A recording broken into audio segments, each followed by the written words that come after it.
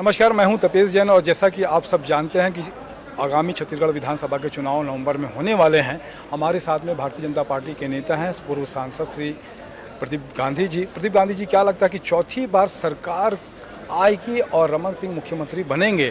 क्या योजनाएं थी जो अपील करेगी लोगों को, क्यों वोट दें लोग? नहीं, देखिए, लगभग छत्तीसगढ़ की जनता तीसरी पारी सरकार को खिलाई है।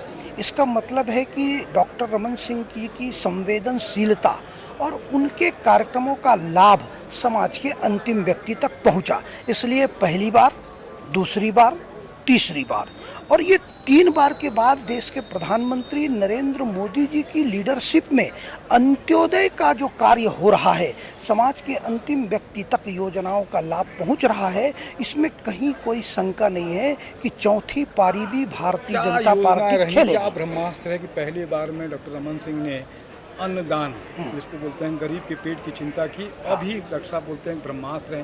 क्या 50 लाख मोबाइल बांटना ब्रह्मास्त्र है या कोई और ब्रह्मास्त्र? नहीं, देखिए, ब्रह्मास्त्र का मतलब ये होता है कि भाई जो सुविधा हम आम नागरिकों को दे सकते हैं उसके अंतर्गत, ये चूँकि डिजिटल युग है तो डिजिटल युग में सरकारें अपने कार्यक्रमों के माध्यम से आम जनता तक के अपनी योजनाओं को पहुंचाती है, तो ये एक कार्यक्रम का पार्ट तो है ही है। लेकिन देखिए, इस बार 5-5 लाख रुपए का जो बीमा हो रहा है स्वास्थ्य के क्षेत्र में, आयुष्मान भारत। अब आप देखिए, आप गांव में जाइए तो 1.5 लाख रुपए का जो प्रधानमंत्री आवास है, पहली बार समाज के अंतिम व्यक्ति के चेहरे में ऐसा खिला हुआ चेहरा है। तो मुझे ये लगता है कि भारतीय जनता पार्टी की सरकार बहुत सक्रियतापूर्वक जड़ी और रमन सिंह जी जो परिश्रम करते हैं, परिश्रम की पराकाष्ठा है। अभी देखिए, तपती दोपहरी में फिर उनकी विकास यात्रा शुरू हो रही है और मुझे लगता है कि धीरे धीरे हर वर्ग में थोड़ा बहुत जो असंतोष होता है वो सभी राजनीतिक दलों में रहता है, लेकिन यहाँ पर असंतोष की मात्रा कम होगी और चौथी पारी खेलेंगे। 65 जो है वो मिशन 65 प्लस।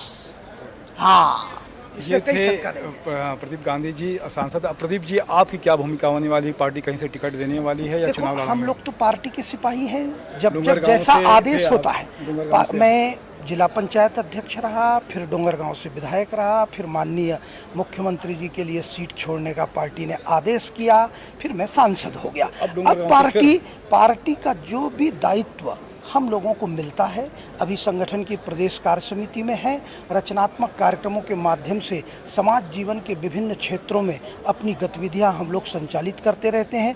पार्टी का जो आदेश होगा उस आदेश का पालन हम लोग सदा करते आए हैं। चुनाव लड़ाए तो अच्छा, ना लड़ाए तो भी कोई दिक्कत नहीं, लेकिन हम लोग एक कार्यकर्ता की हैसियत से भारतीय जनता पार्टी का कमल चौथी बार भी इस प्रदेश में खिले, इसके लिए सारे कार्यकर्ता एकजुट होकर पूरी ताकत के साथ लगेंगे, इसमें कहीं कोई शंका नहीं।